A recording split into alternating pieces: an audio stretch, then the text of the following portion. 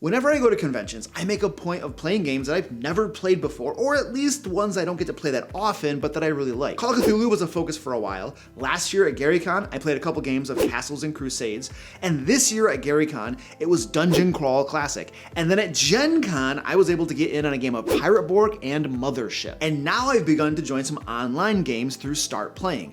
Recently, I played Shadowdark, which quite frankly is probably going to be the next game system I try out for my in-person game with my friends. Right now I'm running Pathfinder 2 for them all, but when that wraps up, I have a feeling we'll be giving Shadowdark a spin. Of course, I recently picked up the Call of Cthulhu starter set, so the jury may still be out. You see, I used to only play D&D, and up until say 5 or so years ago, had never played any other game system, which I think is kind of crazy since there are so many other awesome TTRPGs out there, but whatever, that's where my brain was. But the thing is, now that I'm trying other game systems out more and more, I'm being exposed to different ways of designing a game, different mechanics, and just different things in general. And all of that's really cool, but recently, when I was playing Pirate Borg and Mothership, I was struck by something, and I came to the conclusion that all character sheets really should work like theirs do. Hi, I'm Lucar, and on this channel, I share my nearly 30 years of Game Master experience so that you can run amazing games that your players will love. And today we're talking about character sheets. Now see, this right here is the Pirate Borg character sheet. And even if you've never played before, you can create your own character with almost no help. The character sheet literally walks you through character creation. To determine your gear, roll a d6, a d12, and a second d12, and then check the boxes off. That's your starting gear. Ability scores. Roll 3d6 for each score and fill in the score based on the guidelines right there on the sheet. Background, class, hit points, weapon, hat, which is a category itself, by the way, because your hat is an indispensable part of being a pirate. Of course. The character sheet walks you through everything. There are only a couple of places where you actually need to reference some tables in the rulebook. Everything else is done on the character sheet. And when you do need to look at the rulebook, the page numbers are all listed on the character sheet. That's like a big brain move right there. It's actually kind of obvious, and I don't know why every character sheet doesn't just do that. I had only played Pirate Borg once before, and it was like super late at GaryCon, and I was exhausted, and consequently I remembered very little about how to make a character. But by simply following the instructions on the character sheet, I was able to do it with almost no help from the Game Master, who, by the way, sat nearby, mostly just waiting for everyone to make their characters while answering an occasional question here and there. Imagine a game of D&D where most of the players are newbies. The Game Master is going to be busting his butt to help all the players out, and it's going to take at least an hour before folks are ready to play. Not with Pirate Borg. Character creation took about 10 minutes, and we were ready to rock and roll. As I've mentioned, I've been playing lots of Pathfinder 2 recently, and when a character dies, it's no small ordeal. Creating a new character can take some time, and that's using online character creation tools to expedite the process. It's gotten to the point for my Pathfinder 2 game that I'm a player in that I've simply asked the Game Master if he's okay if my character is one of 7 twins. That way, when my character, a paladin, dies, I could just bring in one of her sisters. Frankly, I'm sick of spending an hour or more creating a new character. I know that some people love creating characters, but that's not usually me. I'm there to play the game, and while creating a cool character can be fun, there gets to a point where you just want to play the game, you know? Now, this right here is the Mothership character sheet, and it's much the same. It walks you through creating your character. There was only one part where I needed to look at the rulebook when I was determining loadout, trinket, and patch, if I remember correctly. Otherwise, all I needed was the character sheet to create my character. So what's the big deal, you may be asking yourself? So some games have more complicated characters and character sheets. Why is one better than the other? I'm glad you asked. First, if you're running a game for new players, especially ones that are new to tabletop role-playing games in general, a streamlined character creation process is really what you want. It smooths and facilitates a player's entry into the game and gets them up and playing quickly. When there's tons of friction and rules and possibly confusion right up front, while creating the character and before you can even start playing the game, that can be a real turnoff to some players. They may think, shoot, if creating a character is this hard, imagine playing the game. And you know, they're kind of right, which brings me to my next point.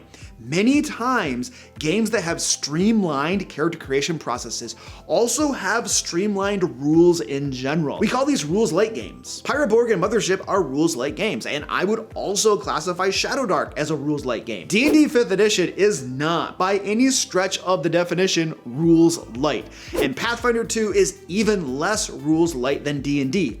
Although now that the new 2024 D&D player handbook has like over 300 pages devoted to character creation, it might be outpacing Pathfinder 2 at this point in complexity. I don't know. The thing is that rules-light games are excellent for introducing new players to the hobby. It streamlines the process, reducing friction, and gets them into playing the game and having fun as quickly as possible.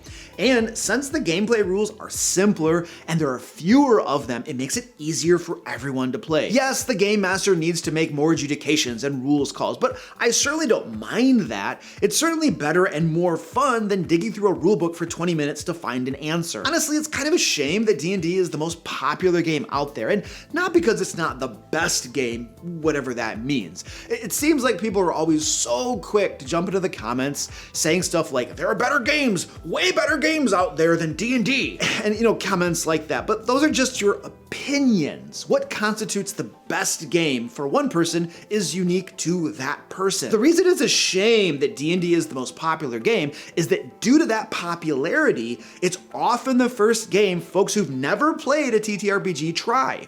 And frankly, I don't think it should be. As a game master of nearly 30 years, I can tell you that if I had to run a tabletop role-playing game for a group of brand spanking new players, it wouldn't be D&D.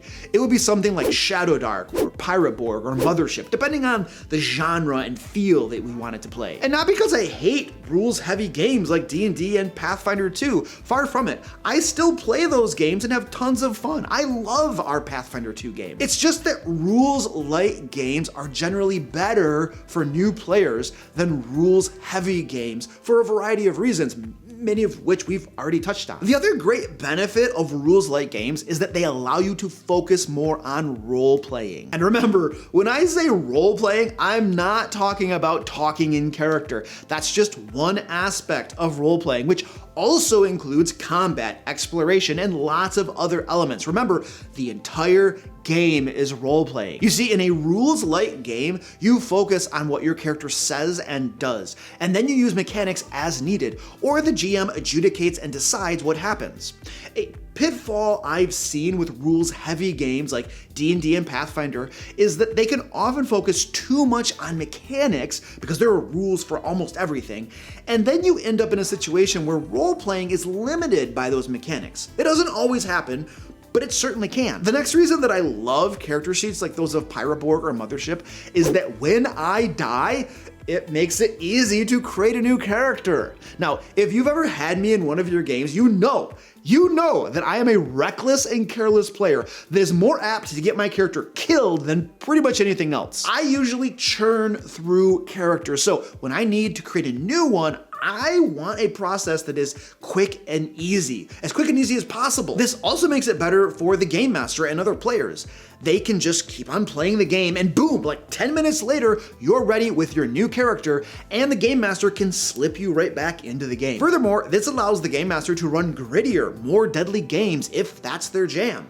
One of the problems with running a gritty, deadly D&D 5th edition or Pathfinder 2 game is that when a character dies, it's a big deal. The player may have invested hours into creating the character, more hours into playing it at the table, obviously, and now creating a new character will be more hours. When it takes you just 10 minutes to create a new character, your investment is less. And if that character dies, it's easier to just let go and make a new one and keep on playing. By the way, if you'd like to pick up Pirate Borg or Mothership, I've left links down below for you. Also, if you've been enjoying the content I create, perhaps binging on my videos, and you'd like to help support the work I do, please consider becoming a DM Lair patron at the link below. Did you know that DM Lair patrons also get loads of D&D 5th edition and Pathfinder 2 Game Master resources they can use in their games?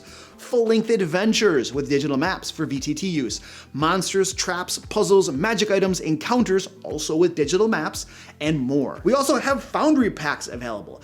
That's right, we don't just hold our hands out and ask for money. We actually give more awesome stuff when you become a patron. And I think you'll find that our adventures and other resources will help you reduce your prep time and inspire your game sessions. There's a link down below if you'd like to learn more about becoming a DM Lair patron. We even have free trials available, so you really have nothing to lose. Don't forget to like and subscribe, and let me know in the comments what you think. Should all character sheets be like Pirate Borg and Mothership? Now, if you'd like to know the best way to run tabletop RPGs for children, check out this video right here. And until next time, happy game mastering.